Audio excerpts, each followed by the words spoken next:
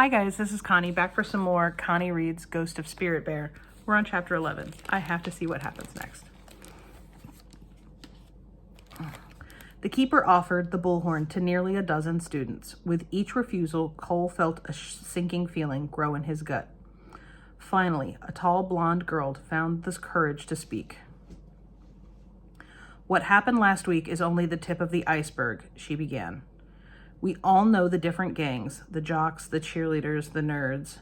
Everybody belongs to some group and looks down on the others. We all share some blame for what happened." "I agree," said the next girl in line. "I've hassled others myself and didn't think it was any big deal, but I guess it probably hurt them plenty." Several more students refused to speak. The next student, who accepted the bullhorn, said, "Yeah, maybe a little hurt from a lot of students could cause somebody to commit suicide." As the keeper circled the field, everyone reacted differently. Some wiped away tears, others stood quietly with their eyes closed. Some stared sullenly at the ground. "I don't know what to do," one boy admitted. "I can't stop the bullies, drugs, and gangs. I'm afraid to even come to school some days." Cole looked around the big circle, no longer seeing the smirking, elbowing, or laughing. Maybe the circle was working. The sun started to warm the air as the keeper worked her way around the field. Cole chose not to speak the first time she passed. Hopefully he would have the guts to speak when she asked for solutions. An idea had been prying at him all morning. After nearly an hour, the keeper walked to the center of the field. "I've so appreciated the honesty and respect with which you've spoken this morning," she said. "Now I want all of you to think of this school as something you own. Think of it as a body and yourself as a part of it. What can you personally do now to heal your body? What changes can you make to keep the tragedies of last week from repeating themselves?" Once again, the keeper walked around the circle, offering the bullhorn to each student. "We have to let the bullies know they aren't cool," said one girl. "We have to quit putting each other down," said another. Cole remembered the next student who spoke from having picked on him years earlier. The boy said, "Teachers have the right to teach and students have the right to learn. Nobody has the right to take away those rights. Nobody." One of the cheerleaders suggested, "Maybe we can have a mentoring program where kids who are flunking a subject can be helped by ones who are acing the course. We could share our strengths." A senior boy shouted through the bullhorn, "Our differences should be our strength, not why we fight." Students applauded some suggestions and murmured disagreement at others as the bullhorn circled the field. Cole noticed that Keith turned down both his chances to speak. As the keeper approached the second time, Cole shifted nervously. Maybe he should skip sharing his idea. Everybody would probably think it was silly. Still, he found himself holding his hand out. The keeper smiled, recognizing him as she handed him the bullhorn. It was too late to turn back now. "Most of you know who I am," Cole began awkwardly. "I've done things that I will always be ashamed of at this school. I also know that some of you still hate me. I'm sorry for that. I don't want this circle to end today with just a bunch of talk. We need to do something big to show how serious we are about changing." Cole licked at his dry lips and continued. "When I was on the island in Alaska, I almost died. But a bear called a spirit bear came to me like a dream and taught me who I was inside. The spirit bear was my inner strength. I learned that if a person's spirit dies, life isn't worth living." Cole drew in a quick breath. "We are the Minneapolis Central Bulldogs. That is our mascot. But if our greatest strength comes from the spirit inside of each of us, why do we use a snarling dog to show our strength? I want to suggest that we change our mascot from a snarling dog to a spirit bear to show our commitment to changing ourselves." Murmurs and whispering spread around the circle. The keeper took the bullhorn and said, "Students, all suggestions you offer here today will be noted down. Later, you will decide which changes you want for yourself or for your school. The mascot idea will be added to the list. Half an hour later, the keeper ended the circle the same way she had begun nearly 2 hours earlier, by asking everybody to join hands. This time, few students hesitated. Some even hugged each other. "Thank you for showing your inner strength today," the keeper said. Then she added with a chuckle, "Thanks for connecting with your own spirit bears. I want to remind each of you as you leave this field that any words spoken today are simply wasted sounds unless you do something about them. Your real test will come after you return inside. Then we'll see how committed you truly are to change. I wish you good luck, but this has nothing to do with luck. This is all about choices, consequences, and commitment. I do wish each of you strength." Cole breathed a huge sigh of relief as the students broke from the circle and headed back toward the school for lunch. When he glanced around for Peter, Cole saw something else instead. The old homeless man standing outside the chain-link fence at the far end of the field. Even from a distance, the familiar hunched shoulders, white blanket, and shopping cart were unmistakable. Cole wondered how long the old bum had been watching. Back in class, most teachers skipped the day's planned lessons and talked instead about making changes. It pleased Cole that nobody had laughed at his suggestion of changing the mascot to a spirit bear. Maybe students could imagine the possibility of changing their own destinies.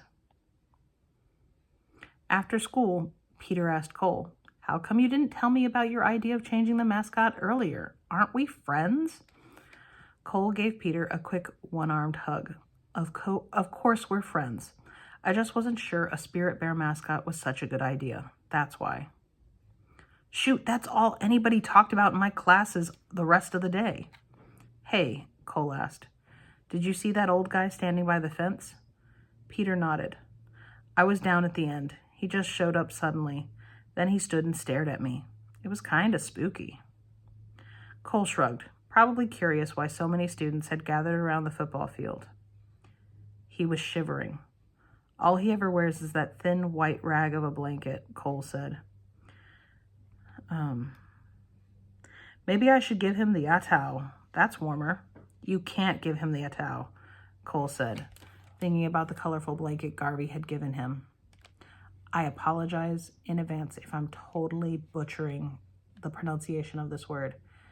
It's spelled A-T dot, there's an O with an accent at the top, O-W. So I'm pronouncing it as atau. The atau had helped him to learn respect for his past before he'd given it to Peter. "Let's go to the Salvation Army store and buy him a good warm blanket instead." "Is that what you would want for yourself?" Peter asked. "A used blanket from the Salvation Army?" "Garvey gave me the atau as a special gift," Cole argued. "That thing is like a family treasure." Peter grew quiet. "I'm not trying to hurt your feelings, but you can't just give the atau to some bum. Garvey trusted me, and that's the same reason I gave it to you." Peter nodded. "The atau is special to me, and maybe I trust the old man." "We don't even know him, because we haven't tried to know him," Peter said. "Besides, how well did Garvey know you? How well do you really know me?" Cole didn't like that they were arguing.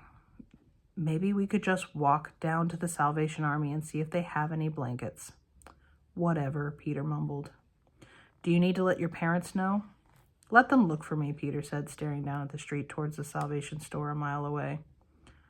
"I'm not mad," Cole said. "Neither am I," Peter said, hobbling faster. It took almost half an hour to reach the big white building. Neither of them spoke until they pushed through the front doors. A tired-looking checkout lady directed them behind the women's dresses to a big shelf filled with blankets. "There, now you can have your choice," Cole said to Peter. "I'll split the cost of buying one, and we'll give it to the old bum as a gift from both of us."